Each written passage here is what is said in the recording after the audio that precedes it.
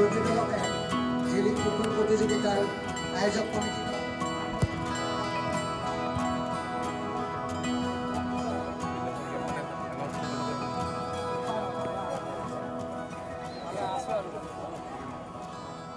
গাড়ীগাঁও আঞ্চলিক ফুটবল ক্লাবৰ যিটো পদক্ষেপ তেওঁলোকক ধন্যবাদ দিছোঁ কাৰণ তেওঁলোকক কণমানি শিশুসকলক ইমান ধুনীয়া এটা মানে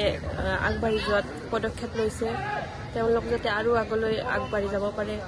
তেওঁলোক আমাৰ দেশৰ ভৱিষ্যত তেওঁলোকক এনেকুৱা এটা সুযোগ দিয়াৰ বাবে বহুত বহুত ধন্যবাদ। আজি চতুৰ্থ বাৰ্ষিক জি লীগ প্ৰতিযোগিতা 4 দিনীয়া কাৰ্যসূচীৰে যিখন প্ৰতিযোগিতা মই আয়োজন কৰিছোঁ 4 দিনৰ আজি প্ৰথম দিনৰ কাৰ্যসূচী আজি প্ৰথম দিনৰ কাৰ্যসূচীৰ পতাকা উত্তোলন আহিছে আমাৰ ৰাজ্যিক খেলুৱৈ আছে আৰু লগতে খেল বিভাগ কমিটিৰ মুক্তা আলী ডাঙৰীয়া তাৰ উপৰি আমাৰ ৰফিক আলী নায়ন আৰু আমিৰ আলী প্ৰণৱ দাস আটাইকে মই ধন্যবাদ জ্ঞাপন কৰিছোঁ। এই খেলখনৰ এটাই উদ্দেশ্য যাতে যিটো তৃণমূলৰ যিটো পৰ্যায় সেই পৰ্যায়ত উন্নতিকৰণ কৰি সিহঁতৰ দেশৰ লগতে আমাৰ অসমৰো গৌৰৱ যাতে সিহঁতে কঢ়িয়াই আনে আৰু মোৰ এই প্ৰচেষ্টা যাতে সফলভাৱে ৰূপায়ণ কৰে মই সকলো খেলুৱৈ তথা অভিভাৱকসকলক ধন্যবাদ জ্ঞাপন কৰিছোঁ। 4টা কেটেগৰীত খেলখন অনুষ্ঠিত হৈছে 13 বছৰ তলৰ 11, 8 আৰু 9। আজি প্ৰথম দিনত আমি 13 আৰু 11 বছৰৰ তলৰ অনুৰ্ধৰ প্ৰতিযোগিতা অনুষ্ঠিত কৰিছোঁ। ইয়াতে 13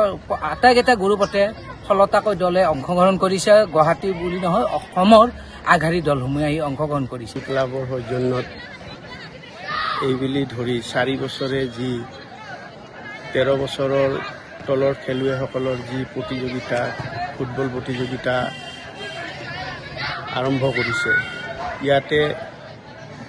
এটা আমাৰ দৃষ্টিগোচৰ হৈছে যে খেলুৱৈসকলৰ অভিভাৱক লগতে খেলুৱৈসকলৰ যি মনৰ উৎসাহ এইটো খুবেই তাৰমানে জাগ্ৰত হৈছে আৰু আমি জানিব পৰা মতে অভিভাৱকৰ যিটো আশা আৰু সেই আশা পূৰণ হোৱাৰ বাবে আমি আমাৰ কমিটিৰ ফালৰ পৰা আশীৰ্বাদ জ্ঞাপন কৰিছোঁ আৰু লগতে তেওঁলোকৰ অঞ্চলৰ লগতে অসম তথা ভাৰতবৰ্ষৰ সুনাম কঢ়িয়াই অনাৰ বাবে তেখেতসকলক যিটো অভিভাৱকসকলৰ যিটো আশা সেইটোৰ বাবে আমাৰ আশীৰ্বাদ জ্ঞাপন কৰিছোঁ আমাৰ কমিটিৰ ফালৰ পৰা।